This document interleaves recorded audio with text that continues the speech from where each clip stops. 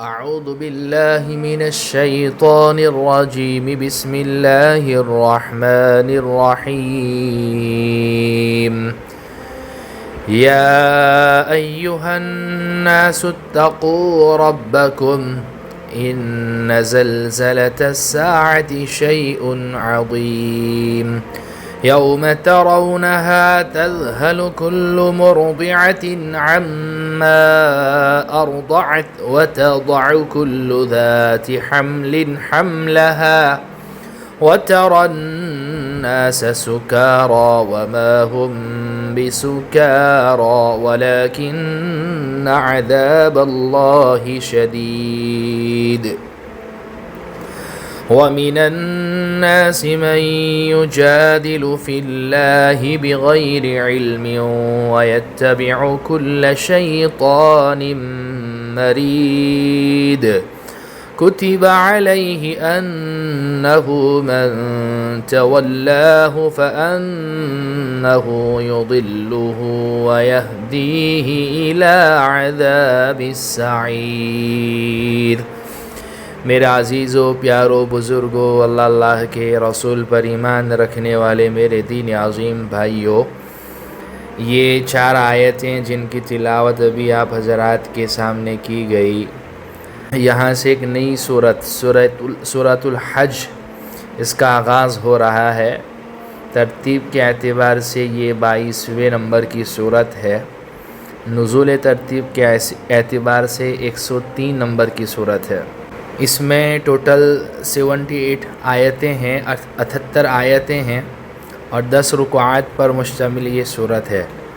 جیسا کہ ہماری عادت ہے کہ جب کسی نئی سورت کا آغاز کرتے ہیں تو شروع میں اس سورت کا تعارف کرواتے ہیں تاکہ وہ کون سی بنیادی باتیں ہیں، کون سے بنیادی موضوع ہیں جو اللہ سبحانہ و تعالیٰ نے اس صورت میں ڈسکس کیے ہیں وہ ہماری سمجھ میں آ جائیں۔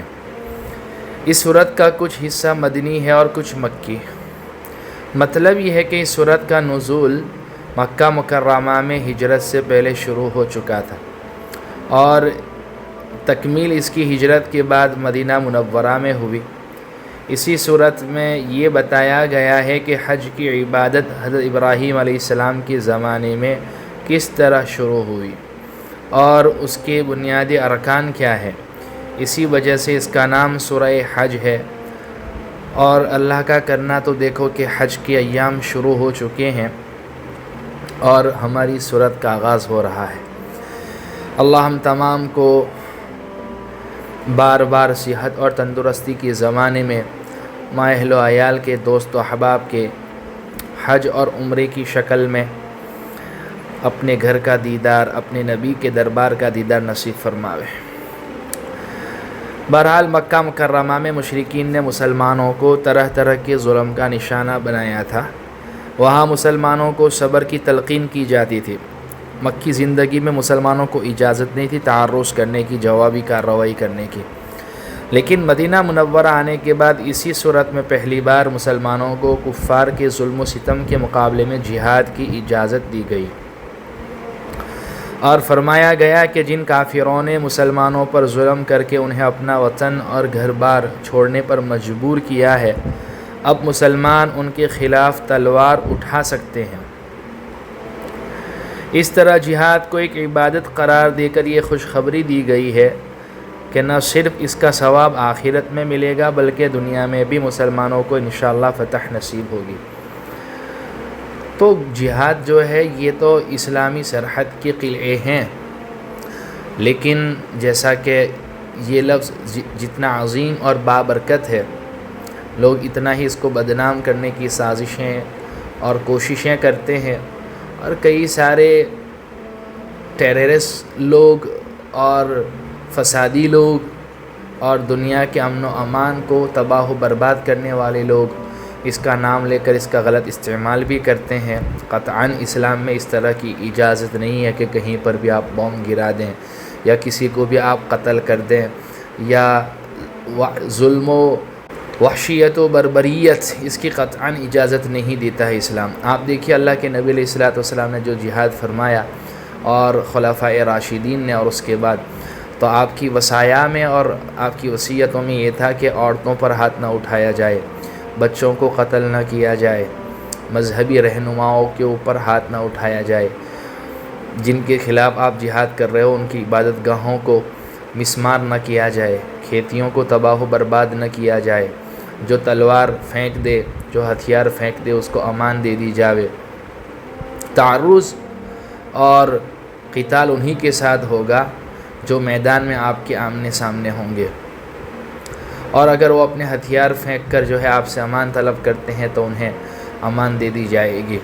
اسی لیے پہلے تو اسلام کی دعوت پیش کی جائے گی، اگر وہ اسلام کی دعوت قبول کر لیتے ہیں تو فبیہا۔ پھر دوسرے نمبر پر جزیہ اور ٹیکس کا ان کے سامنے مطالبہ کیا جائے گا، وہ ریڈی ہو جائیں تو ٹھیک ہے۔ پھر اگر یہ دونوں چیزیں اس کے اوپر ایگری اگر نہیں ہو رہے ہیں تو پھر دین تیسرے نمبر پر جو ہے نا قتال کیا جائے گا۔ اس لیے انشاءاللہ تعالیٰ کبھی موقع ملے گا تو بتاؤں گا، بلکہ اس سے پہلے میں بتلا بھی چکا ہوں کہ آپ علیہ الصلوۃ والسلام نے کتنی جنگیں فرمائی اور اس میں کتنا جانی اور مالی کتنا کم نقصان ہوا ہے۔ باقی آپ ہسٹری اٹھا کر دیکھ لیں تو چاہے عیسائیوں کی ہو، یہودیوں کی ہو یا اور دیگر قوموں کی ہو، جو جنگیں ہوئی ہے، جنگ عظیم اول، world war first, world war second, آپ دیکھیں کتنا سارا نقصان ہوا جانی مالی۔ اور اس کے علاوہ اور بھی جتنے بھی مطلب رولر گزرے ہیں اور حکومت کرنے والے گزرے ہیں، انہوں نے کیسے ظلم و ستم کیے، لیکن اسلام نے ان تمام چیزوں کو ختم فرما دیا۔ لیکن کہتے ہیں نا کہ کسی کو اگر اسلام سے اعتراض ہی ہو، مسلمانوں سے اور قرآن کریم سے، تو وہ تو طرح طرح سے الزامات لگائیں گے، ان کی فکر نہیں کرنی ہے۔ بہرحال مسلمان جب مدینہ منورہ منتقل ہوئے تو مدینہ منورہ آنے کے بعد اسی صورت میں پہلی بار مسلمانوں کو کفار کے ظلم و ستم کے مقابلے میں جہاد کی اجازت دی گئی، اور فرمایا گیا کہ جن کافروں نے مسلمانوں پر ظلم کر کے انہیں اپنا وطن اور گھر بار چھوڑنے پر مجبور کیا ہے، اب مسلمان ان کے خلاف تلوار اٹھا سکتے ہیں۔ اور یہ تو ہمارا لاء بھی اجازت دیتا ہے کہ اگر کوئی آپ کی جان کے پیچھے پڑا ہوا ہے تو ڈیفینس میں جو ہے آپ بھی جو ہے استعمال کر سکتے ہیں۔ اس لیے جو ہے قتال اور لڑائی اور جہاد انہی سے کیا جائے گا جو ہمارے خلاف تلوار اٹھائیں گے۔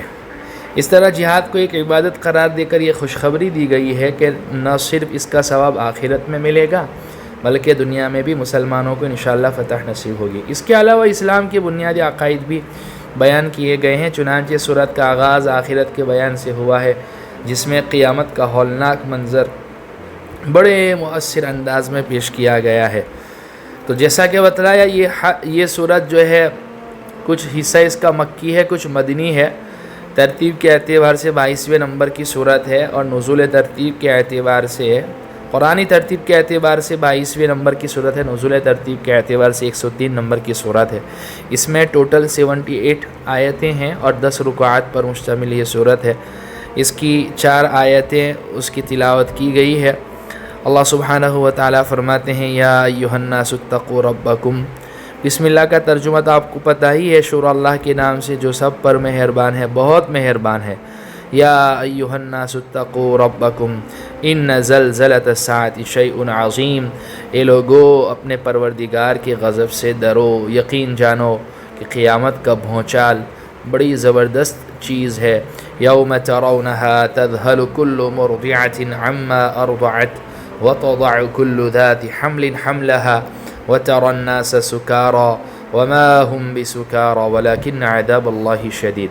جس دن وہ تمہیں نظر آ جائے گا اس دن ہر دودھ پلانے والی اس بچے تک کو بھول بیٹھے گی جس کو اس نے دودھ پلایا، اور ہر حمل والی اپنا حمل گرا بیٹھے گی، اور لوگ تمہیں یوں نظر آئیں گے کہ وہ نشے میں بدحواس ہیں، حالانکہ وہ نشے میں نہیں ہوں گے، بلکہ اللہ کا عذاب بڑا سخت ہوگا۔ میرا عزیزو جو ہے قیامت کے اوپر تفصیلی گفتگو 4 پارٹس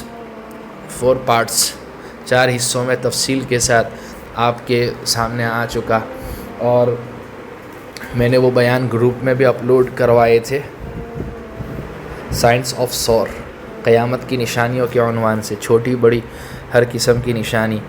میرا عزیزو، یہ بڑی خطرناک چیز ہے، اللہ ہماری اس سے حفاظت فرماوے۔ اور چھوٹی قیامت تو ہر انسان کے اوپر واقع ہونے والی ہے، موت کی شکل میں، اللہ اس وقت بھی شیطان کے نرغوں اور حملوں سے ہماری حفاظت فرماوے۔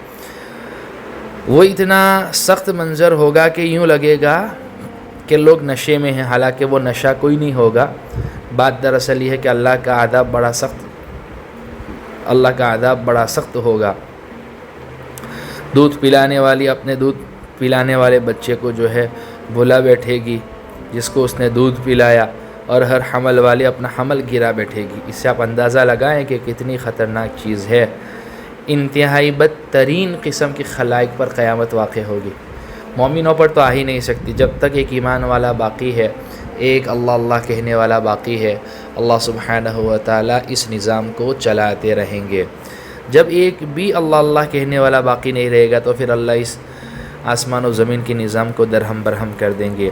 آگے اللہ فرماتے ہیں وَمِنَ النَّاسِ مَن يُجَادِلُ فِي اللَّهِ بِغَيْرِ عِلْمٍ وَيَتَّبِعُ كُلَّ شَيْطَانٍ مَرِيدٍ، اور لوگوں میں کچھ ایسے ہیں جو اللہ کے بارے میں بے جانے بوجھے جھگڑے کرتے ہیں اور اس سرکش شیطان کے پیچھے چل کھڑے ہوتے ہیں۔ كُتِبَ عَلَيْهِ أَنَّهُ مَن تَوَلَّاهُ فَأَنَّهُ يُضِلُّهُ وَيَهْدِيهِ إِلَى عَذَابِ السَّعِيرِ، جس کے مقدر میں یہ لکھ دیا گیا ہے کہ جو کوئی اسے دوست بنائے گا تو وہ اس کو گمراہ کرے گا اور اسے بھڑکتی دوزخ کے عذاب کی طرف لے جائے گا۔ اب آپ کے اوپر ہے اللہ کے رسول سے دوستی کرو، یا جو ہے اللہ کے رسول کے دشمن شیطان ملعون سے دوستی کرو۔ اللہ کے رسول کی دوستی دنیا میں بھی کام آئے گی، آخرت میں بھی کام آئے گی، ہر مرحلے ہر موقع پر کام آئے گی، اور شیطان دنیا میں بھی ذلیل اور رسوا کرے گا اور آخرت میں بھی ذلتی اور رسوائی کا سبب ہوگا۔ تو جو ہے نفع والی ڈیل یہی ہے کہ ہم اللہ کے رسول سے دوستی کریں، کیوں ہم شیطان کو اپنا دوست بنائیں جو دنیا بھی ہماری تباہ و برباد کر دے، آخرت بھی تباہ و برباد کر دے۔ وہ تو ہمیں اپنا دشمن سمجھ رہا ہے اور ہم اس کو اپنا دوست مان لیں، جو آپ کا دشمن ہو ہی، جس کو اللہ نے کہہ دیا ہے کہ انہ لکم عدو مبین، کوئی دھکا چھپا نہیں، کھلا دشمن ہے آپ کا، ہم اس کو اپنا دوست بنائیں یوں سمجھتے ہوئے کہ یہ ہمیں صحیح راستے کی طرف لے جائے گا، نہیں، وہ کبھی نہیں ہوگا۔ وہ تو آپ کو غلط راہ ہی دکھائے گا اور جو ہے جہنم کی طرف دہکتی ہوئی بھڑکتی دوزخ کے عذاب کی طرف لے جائے گا، اور جو اسے دوست بنائے گا یقیناً وہ اسے گمراہ کرے گا، کیونکہ جو ہے وہ تو اس کی خیر خواہی چاہتا ہی نہیں ہے۔ تو ہماری خیر خواہی یہ ہے اور بہترین ڈیل یہ ہے ہم اللہ کے رسول کو اپنا دوست بناوے۔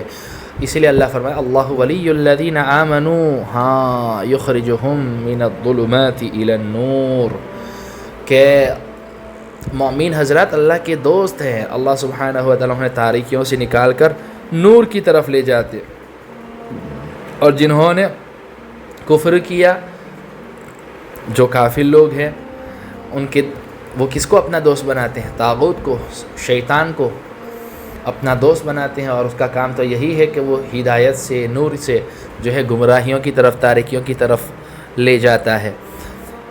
تو سیدھی بات ہے، اب آپ کے اوپر ہے کہ آپ کس کو اپنا دوست بناتے ہیں۔ بہرحال اللہ سبحانہ و تعالی ہمیں اپنی یاری نصیب فرماوے، اللہ کے رسول سے ہمارا تعلق مضبوط ہو جاوے۔ یہ 4 آیتیں تھیں، اس صورت کا تعارف تھا جو آپ لوگوں کے سامنے رکھا، اور ان 4 آیتوں کی تفسیر خلاصہ نچوڑ آپ لوگوں کے سامنے رکھا۔ اللہ سبحانہ و تعالی ہمارے اس مبارک سلسلے کو قبول فرماوے، نجات بخشش کا ذریعہ بناوے، کہنے سننے سے زیادہ عمل کی توفیق عطا فرماوے۔ وآخر دعوانا الحمدللہ رب العالمین۔